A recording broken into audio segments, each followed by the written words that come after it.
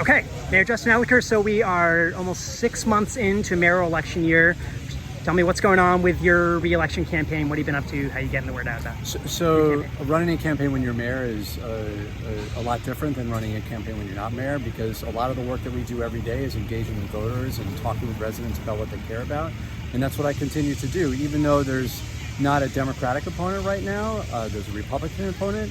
And I think that underscores the work that we need to do and that you're seeing us do to push back on the federal administration and to make a statement of what New Haven's values are. But continue to talk with voters, doing some fundraising to make sure that we get this across the finish line. Are there issues you're hearing either at the doors or at events or just talking to people around town? What's at the top of mind of voters you've spoken to so far? Yeah, it's I think wouldn't surprise you or anyone that's been following things in New Haven. Housing, I mean, today we're here at a housing the site that we're going to bring in over 50 new units of affordable housing. People really are struggling with housing. That's everything from people that are struggling with homelessness to people that are paying way more than a third of their income on housing. And we've really made a lot of progress in that space with 1,000 units just in the past year, with 7,000 in the pipeline, a huge percentage affordable. Public safety is another issue that we hear about all the time. And we've made a lot of progress with Chief Jacobson and his leadership, and the work that we're doing, for example, with Elm City Compass, with a lot of the technology that we brought in to address public safety issues. Education is another component, and we've made progress there. We have a lot more work to do. As you know, that we spent a lot of time and effort really pushing the state to bring more funding to New Haven Public Schools to help support our kids. And then the other issue that I hear a lot is just, it's around quality of life things. If people want a city that functions well, that fixes their sidewalks, that puts speed humps around their street, that provides a safe environment, that people that don't have to deal with a lot of noise issues and dirt bikes and ATVs. And a lot of these issues are challenging issues to address, but we made a ton of progress on those as well. You've sent out 3 campaign emails in the past week, by my count, that mention your MAGA opponent, and I believe one of the emails had the subject line, "Is New Haven turning MAGA?" or something to that effect. So do you feel like there is a risk of New Haven turning MAGA, or if not, why mention your MAGA opponent in those terms so many times in recent emails? So let's be real. The likelihood of a person that is so vocally supportive of Donald Trump winning in New Haven is small.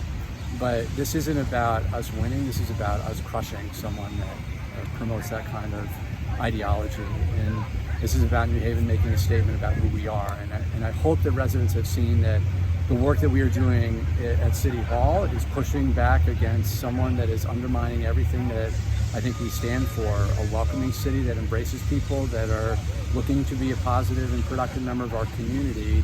A city that invests in vulnerable populations, and a city that believes that us all living together is an opportunity for us to learn from each other and become better people. And that is the opposite of what Donald Trump is doing.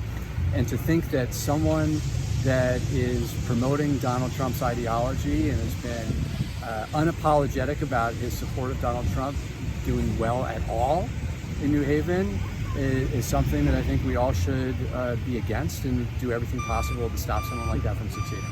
My last question for you about Zohran Mamdani's surprise win in the New York City Democratic mayoral primary last week.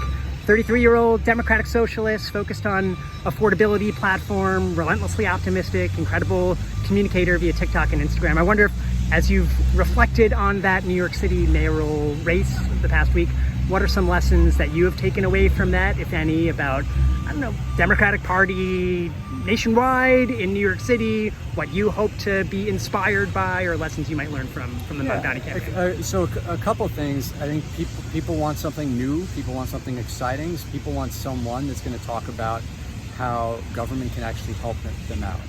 And the issues that came up around free buses or affordability for rents were something that really resonated with the public.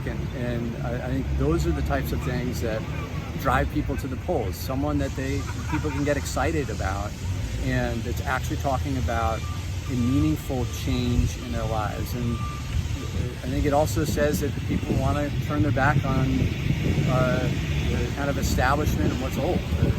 It's time for us to turn, in my view, it's time for us to turn over a new leaf in the Democratic Party and actually have some vision and a message that resonates with voters across the state of Connecticut, across the country, that is connected with what actually is going to change for people in their lives. And I'll be specific about Connecticut. There's so much more work that we can be doing on affordability and housing.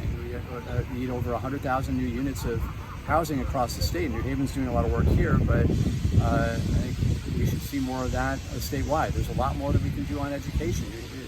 The state of Connecticut has one of the most inequitable education systems in the country, and you see that in the numbers. And instead of nibbling around the edges, I think people want to see real meaningful change, even though sometimes that change may be controversial for some. That's going to really drive people to the polls and get people excited. If you lived in New York City come November, would you vote for Mamdani? Yeah, as opposed to the alternatives. Yeah, absolutely. But even if there weren't alternatives, I think he's someone that's. It's nice to see someone that is positive, and because oftentimes politics is negative, but it's also nice to see someone that has a real vision. Thanks so much. Yep.